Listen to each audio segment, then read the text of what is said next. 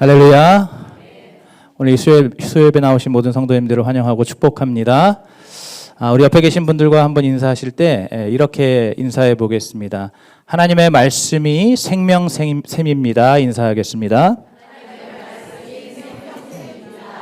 네, 우리 한 번 더 인사하실 때 하나님의 말씀이 우리의 피난처입니다. 인사하겠습니다. 여러분 믿으십니까? 오늘도 우리의 생명샘 되시고 또 우리의 피난처가 되시는 이 하나님의 말씀을 우리가 마음을 열고 경청하는 시간 되기를 소원합니다. 사람은 누구나 겁 많고 소심한 것보다는 용감하고 당당한 것을 좋아합니다. 그러한 사람을 좋아하고 또 그러한 마음을 좋게 여깁니다. 저도 마찬가지입니다. 그런데 오늘 이 설교 제목이 좀 특이합니다. 바로 겁쟁이를 사랑하시는 하나님입니다.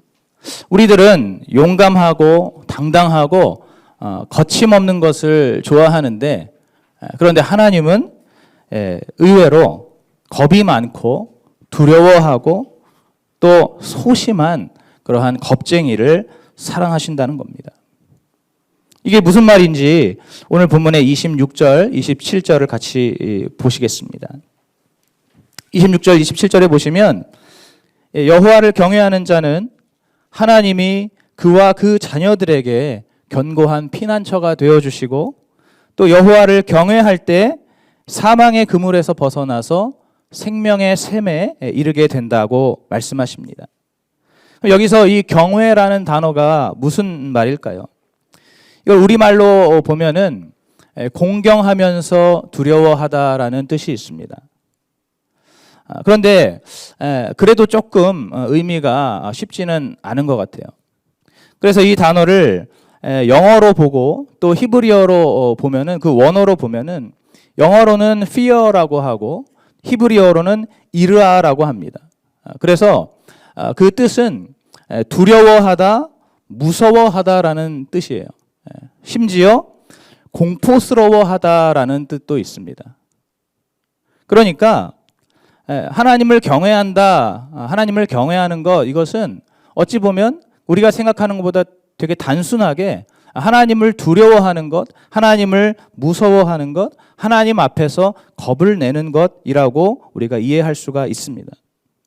그래서 하나님을 경외한다는 것은 다른 것보다도 일단 내가 하나님 앞에서 정말 작고 연약하고 부족한 그러한 한 사람으로서 두려워하고 무서워하고 또는 겁을 내는 것을 의미하는 거예요. 그런데 하나님께서는 바로 이러한 자들에게 하나님께서 피난처를 주시고 또 생명샘으로 인도해 주신다는 겁니다. 그렇기 때문에 오늘 이 말씀을 묵상할 때 하나님은 겁쟁이를 사랑하신다라는 말이 성립이 되는 것이죠.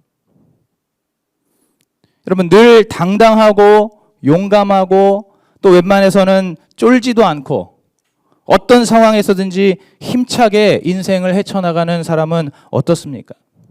아까 처음에도 말씀드렸지만은 인간적으로는 이것이 참 보기 좋습니다. 이것이 참 대단한 것 같습니다. 여러분 그런데 이러한 사람이 자칫하면은 하나님을 의지하기보다 자기 힘과 자기 노력과 자기 열심을 더 의지할 수가 있어요. 스스로 판단해서 때로는 경솔하고 교만한 결정을 내리기가 쉽습니다. 그렇기 때문에 그것이 하나님 눈에는 좋지 않게 보일 수가 있는 것이죠. 좀 더 이해를 돕기 위해서 제 어릴 적 이야기를 잠깐 해드리고자 합니다. 제가 어릴 적에 저희 부모님은 굉장히 엄하셨습니다. 굉장히 엄격하셨어요. 조금만 잘못하면 가차없이 매를 드셨습니다. 그래서 저와 제 아우가 있는데 제 아우는 지금 필리핀 SCF 교회에서 또 사역을 하고 있죠. 저와 제 아우가 이제 부모님께 혼이 날 때, 매를 맞을 때 그때 저는 이제 장남이고 제 아우는 이제 차남이니까. 근데 저희들의 그 반응이 굉장히 상반됐어요. 저 같은 경우에는 이제 매를 맞을 때 저는 아파도 티를 내지 않습니다. 끝까지 이를 악물고 다 맞아내요. 예. 왜 그럴까요? 아마 자존심 때문에 그랬던 것 같습니다. 예. 자존심을 지키려고 부모님께서 뭐 너 몇 대 맞아라 하면은 그냥 군소리 안 하고 이를 악물고 그렇게 매를 그냥 다 맞았어요. 그런 반면에 제 아우는 제가 맞는 모습을 보자마자 얼굴이 사색이 됩니다. 그래서 맞기도 전에 혹은 이제 한 대 딱 맞았는데 그때부터 난리가 나는 거예요. 온갖 죽는 소리를 하면서 비명을 지르면서 대성통곡을 합니다.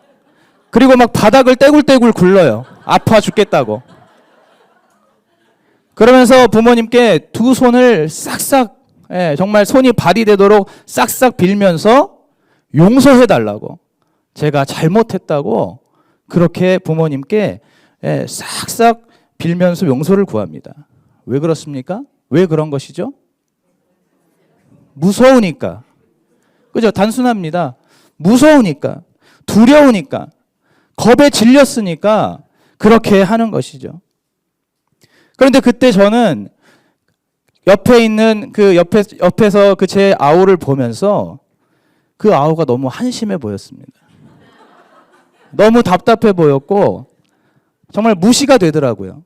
아니 잘못했으면은 다 맞아야지. 도대체 이게 웬 비굴하고 비겁한 모습인가. 자기 좀 덜 맞으려고 수를 쓰는 것처럼 보이는 거죠. 제 눈에는.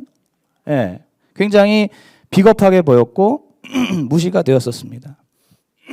그런데 지금 제가 이제 두 아이의 부모가 되어 보니까 생각이 달라지더라고요.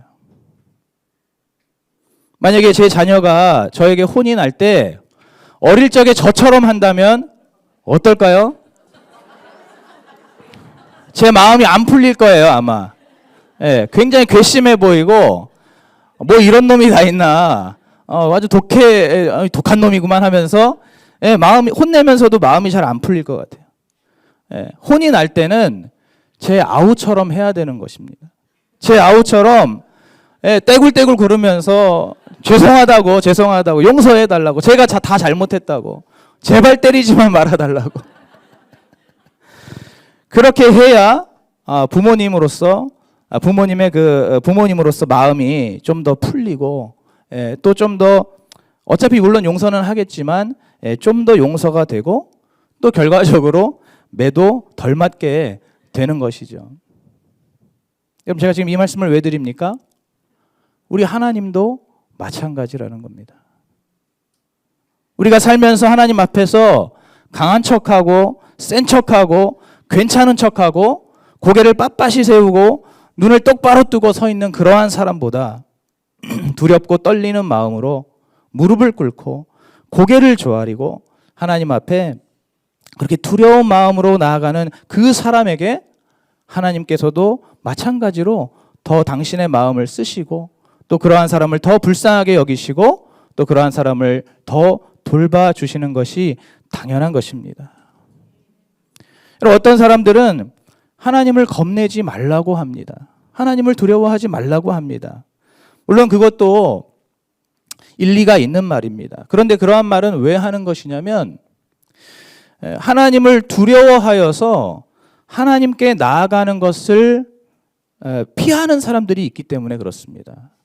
하나님을 무서워하고 하나님을 두려워해서 하나님을 피하는 사람, 하나님께 나아가는 것을 거부하는 그러한 사람들이 있기 때문에 바로 그들을 위해서 하나님을 겁내지 말라고 그렇게 이야기하는 것이죠. 그러나 사실 오늘 말씀처럼 우리는 하나님을 두려워해야 하는 것이 맞습니다. 왜냐하면 하나님을 경외하라고 말씀하시잖아요. 이것은 바로 하나님을 두려워하라는 것입니다. 다만 하나님을 두려워하는 마음을 가지고 하나님 앞에 나아가야 하는 것입니다. 두려워도, 내가 무서워도, 겁이 나도, 자신이 없어도 하나님 앞에 겸손하고 정직하게 나아가야 하는 것입니다. 바로 그럴 때에 하나님께서 그러한 우리를 사랑하시고 우리를 피난처와 생명샘으로 인도해 주시는 줄로 믿습니다. 바로 그런 면에서 오늘 우리 모두가 하나님의 사랑을 받는 겁쟁이가 되시기를 축복합니다. 이렇게 하나님을 경외하고 또 하나님의 사랑을 받는 이 겁쟁이에게는 세 가지의 특징이 나타납니다. 첫째로 이 하나님께서 사랑하시는 겁쟁이는 자신이 죄인이라는 것을 인정하고 회개를 합니다. 여러분, 이 회개는 돌이키는 것이죠. 아까 말씀드린 제 아우가 그렇지 않습니까? 부모님 앞에서 눈물 콧물 쏟으면서 회개하는 겁니다. 겁쟁이는 하나님 앞에 회개한다는 말이에요. 누가복음 18장 10절부터 14절에 보시면은 이제 성전에 기도하러 올라가는 두 사람이 나옵니다. 한 사람은 바리새인이고 한 사람은 세리입니다. 여러분, 그런데 이 바리새인은 서서 기도하면서 하나님 앞에, 하나님, 나는 다른 토색하고 불의하고 간음하는 그러한 사람들과 같지 않고 또 저기 있는 저 세리와도 같지 않게 해주셔서 감사하나이다. 나는 일주일에 2번씩 금식하고 또 11조를 드리나이다 하면서 이렇게 기도합니다. 여러분, 그런 반면에 이 세리는 감히 눈을 들어서 하늘을 보지도 못하고 다만 가슴을 치면서 가로되 하나님이여 불쌍히 여기옵소서 나는 죄인이로소이다 라고 기도합니다. 예수님께서 이 말씀을 하시면서 그 바리새인과 세리를 비교하시면서 하나님은 이 세리가 더 의롭다라고 말씀하십니다.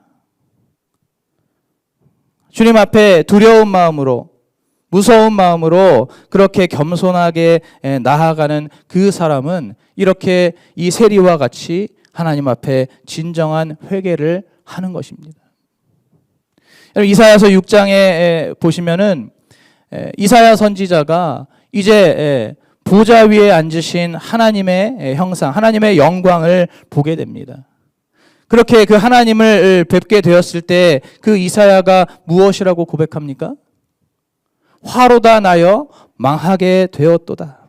나는 입술이 부정한 사람이요 입술이 부정한 백성 중에 거하면서 만군의 여호와이신 왕을 배웠음이로다 라고 고백합니다. 여러분, 이것이 어떤 고백입니까? 바로 회개의 고백이죠. 거룩하신 하나님, 만군의 여호와이신 하나님을 내가 그 주님 앞에 섰을 때 나의 죄인됨을 인정하지 않을 수가 없는 겁니다. 화로다 나여 망하게 되어도다. 나는 입술이 부정하고 또 입술이 부정한 백성 중에 거해 있는 한 사람일 뿐이다라고 회개의 고백을 하게 되는 것이죠.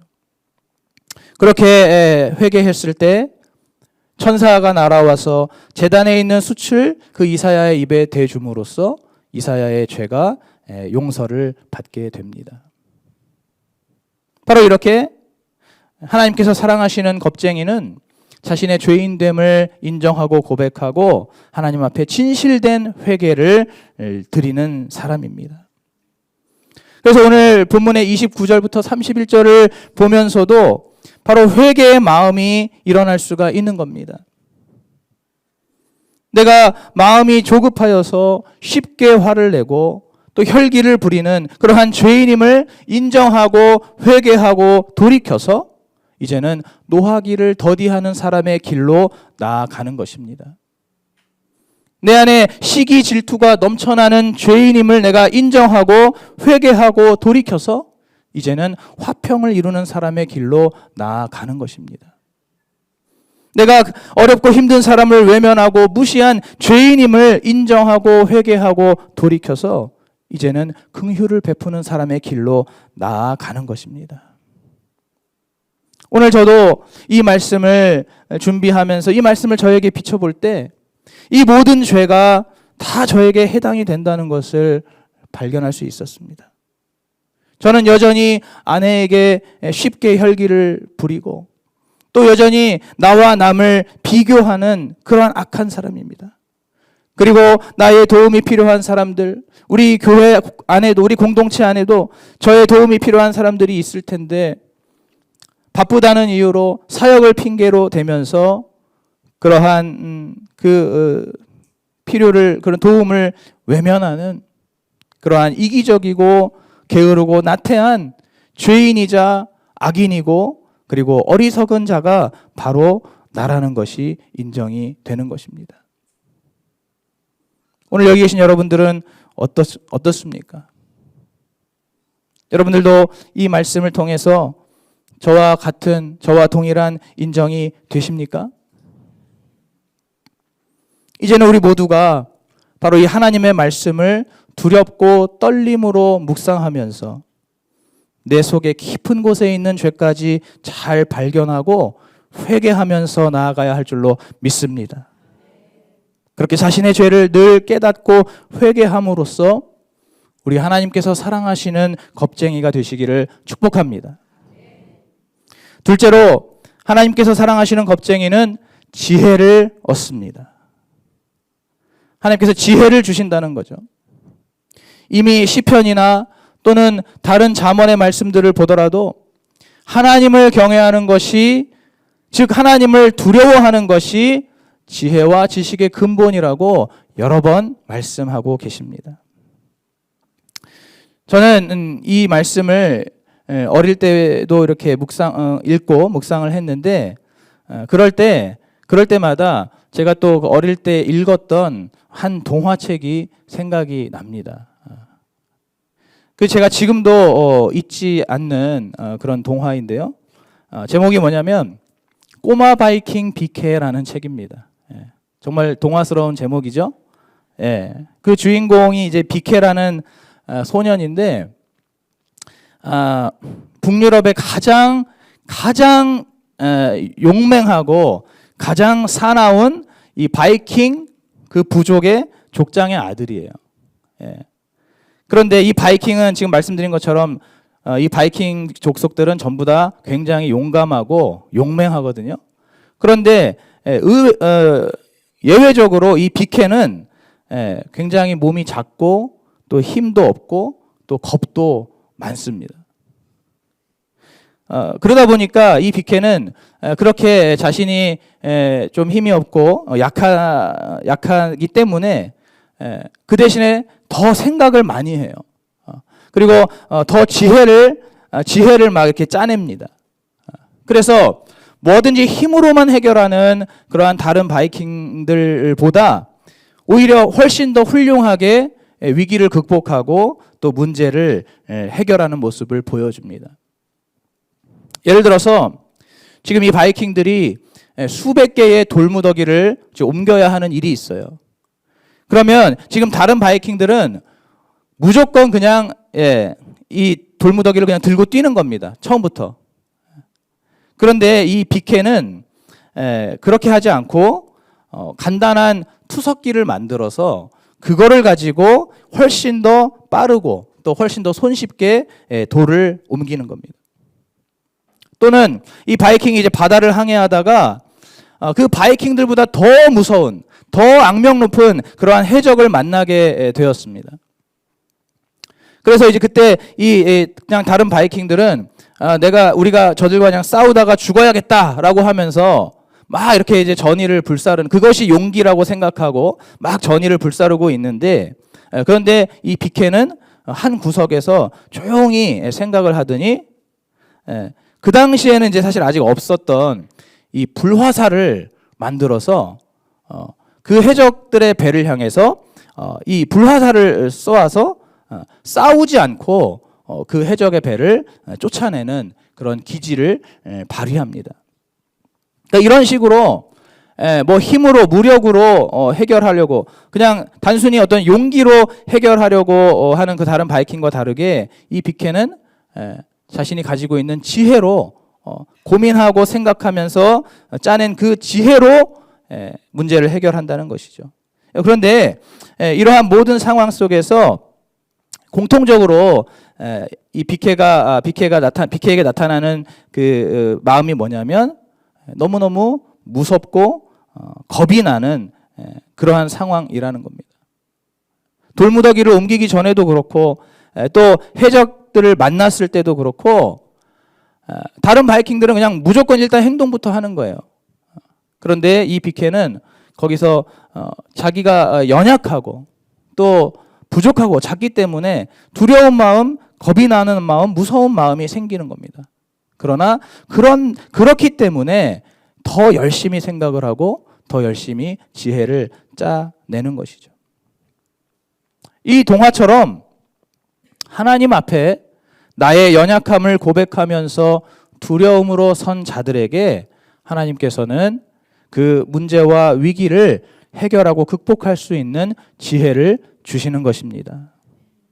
여러분 사사기 6장에 보시면 하나님께서 기드온에게 나타나십니다. 그런데 그 기드온도 너무나 겁이 많고 소심한 사람이었어요. 하나님께서 세우실 만한 리더로서 용사로서는 우리 눈에 보기에는 굉장히 부적합한 사람이었습니다. 실제로 이 기드온은 그 므낫세 지파 중에서 가장 약하고 또 가장 어린 그야말로 별 볼 일이 없는 사람이었습니다. 그러나 하나님 앞에 기드온이 자신의 그 모습 그대로 섰을 때 하나님께서는 이제 무슨 일을 어떻게 해야 할지에 대한 지혜를 기드온에게 다 가르쳐 주셨습니다. 결국에 이 하나님 말씀의 지혜를 따라서 300명의 용사를 뽑고 그리고 나팔과 항아리 횃불을 이용한 한밤중의 기습으로 미디안에게 대승을 거두게 됩니다.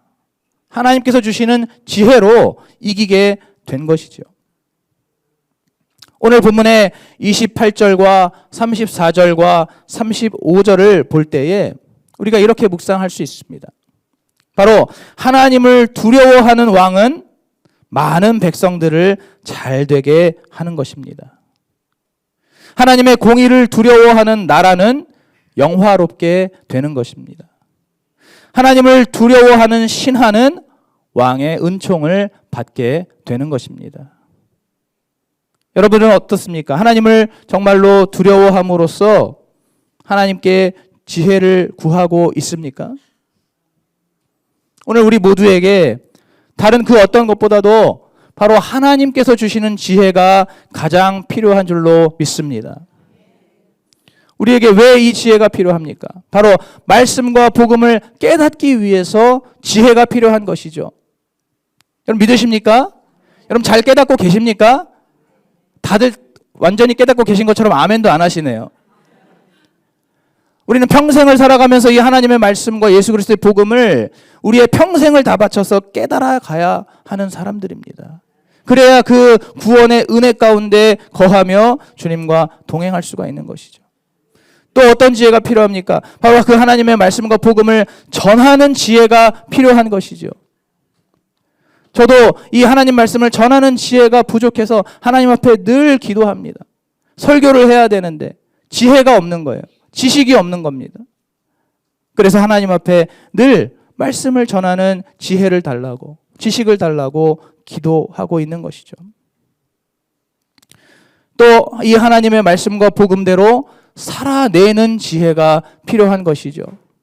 그 말씀을 내가 알고 전하는 것도 좋지만은 그것보다 더 중요한 것은 내가 그 말씀대로 살아내는 사람이어야 되는 것이죠. 내가 그 말씀대로 살지도 못하면서 어떻게 그 말씀을 안다고 할 수 있고 어떻게 그 말씀을 남에게 전할 수가 있겠습니까?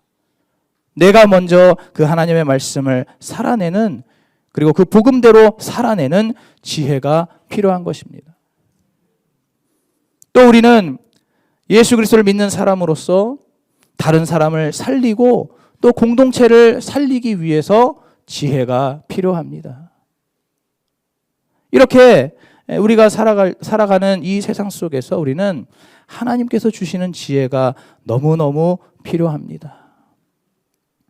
이제는 우리 모두가 하나님 앞에서 내 자신의 연약함과 내 자신의 어리석음을 온전히 인정하는 그러한 정직한 겁쟁이가 되어서 하나님께서 후히 주시고 꾸짖지 않으시는 그러한 지혜를 충만하게 받게 되시기를 축복합니다.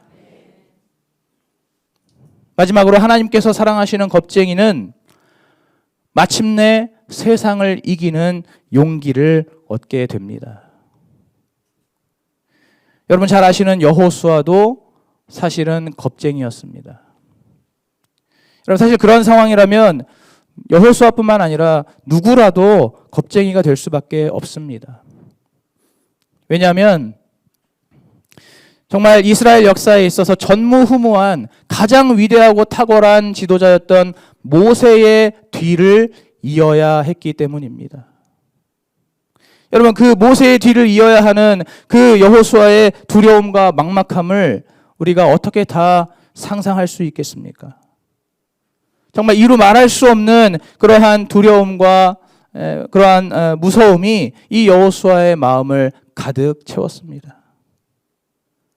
그러나 그럴 때 하나님께서 여호수아에게 말씀하십니다. 마음을 강하게 하고 담대히 하라. 두려워 말며 놀라지 말라. 내가 너의 하나님이 됨이니라. 내가 너와 함께 하리라.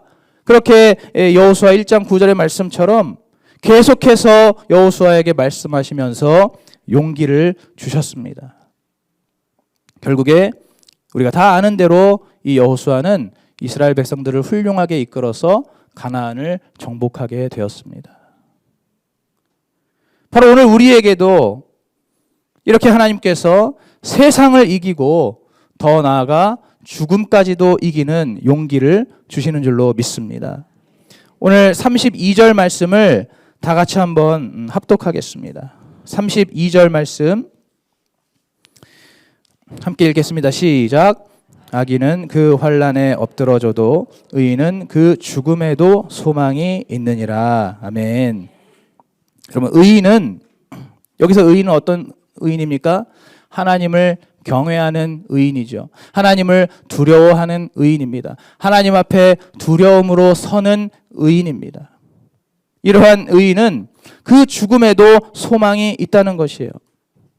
물론 이것을 1차적으로 이해하면 죽음의 위기 속에서도 하나님께서 피할 길을 내주신다라는 뜻이기도 하지만은, 그러나 여기서 한 걸음 더 깊이 나아가면 죽음 이후에도 보장된 영생의 소망이 있는 것이라고 그렇게 묵상할 수도 있는 겁니다.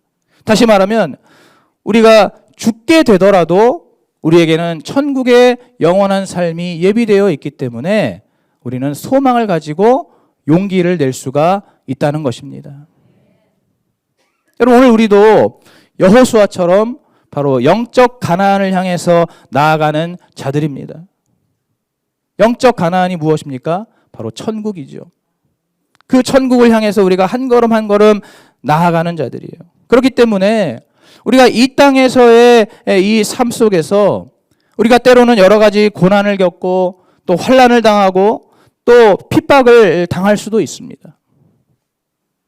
그러한 것들을 당하다 못해서 심지어 우리에게 죽음이 다가올 수도 있습니다. 그 고난의 끝에, 그 환난의 끝에, 그 핍박의 끝에 하나님께서 다시 반전시켜 주시고 회복시켜 주시고 이기게 해주시는 그 결과가 아니라 우리가 심지어 우리 앞에 죽음이 다가오게 된다 할지라도 우리는 오늘 이 말씀처럼 소망을 가질 수가 있는 것입니다. 무슨 소망입니까? 바로 내 영혼이 구원되고 내가 이제 천국에서 주님과 함께 영원히 살게 되는 그 영생의 소망을 갖게 되는 것입니다. 바로 그렇기 때문에 하나님께서 사랑하시는 그 겁쟁이는 결국에는 어떠한 상황 속에서도 소망을 잃지 않는 용기를 가지게 되는 것입니다. 그래서 오늘 이 말씀의 결론이 무엇입니까? 바로 제일 처음으로 돌아가서 하나님을 경외하는 것입니다. 하나님 앞에서 나의 죄인됨을 고백하고 나의 약하고 부족함을 있는 그대로 인정하는 그러한 겁쟁이의 모습으로 주님 앞에 서는 것입니다. 여러분 이렇게 하나님 앞에 진정으로 서는 자들은 바로 교회와 공동체 안에서도 동일하게 자신의 모습을 있는 그대로 드러낼 수 있음을 믿으시기 바랍니다. 여러분이 속해 있는 이 교회에서, 그리고 여러분이 속해 있는 부서와 기관에서, 여러분이 속해 있는 교구와 구역에서도 마찬가지로 내가 하나님 앞에 서 있듯이 그 공동체 안에서 나의 죄인됨과 나의 부족함과 나의 연약함, 나의 그 두려워하는 마음, 겁이 나는 그 마음 그대로, 그 모습 그대로 드러낼 수 있는 것이 바로 하나님께서 기뻐하시는 겁쟁이의 모습임을 믿으시기 바랍니다. 여러분, 이 진리를 아는 사도 바울이 그래서 고린도후서 11장 30절에서 이렇게 고백한 것입니다. 내가 부득불 자랑할진대 무엇을 자랑합니까? 나의, 아무도 모르시네요. 나의 약한 것을 자랑하리라. 이렇게 고백하고 있는 겁니다. 내가 꼭 부득이하게 무엇인가 자랑을 해야만 한다면 나는 나의 약점들을 자랑하겠다라고 고백하고 있는 것입니다. 오늘 여기 계시는 우리 성도님들 이렇게 고백하실 수 있겠습니까? 여러분의 공동체 안에서 오늘 이 사도 바울의 고백처럼 나의 약한 것, 나의 약점들을 정직하게, 겸손하게 자랑하시는 그러한 저와 여러분 되시기를 축복합니다. 하나님의 긍휼과 용서가 필요한 죄인으로서의 자기 자신을 감추지 않고 드러낼 때 어떤 일이 일어납니까? 그 속에서 진정한 회개와 용서의 은혜가 넘쳐나게 되는 것입니다. 정말로 지혜와 용기가 필요한 그러한 어리석은 겁쟁이로서의 내 자신을 감추지 않고 드러낼 때 하늘의 지혜와 능력으로 죽음까지도 힘을 잃는 그러한 용기와 소망을 우리가 받아 누릴 수 있다는 것을 믿으시기 바랍니다. 이제 오늘 우리 모두가 바로 하나님의 사랑을 온전히 받아 누리는 그러한 겁쟁이가 되시기를 주님의 이름으로 축복합니다.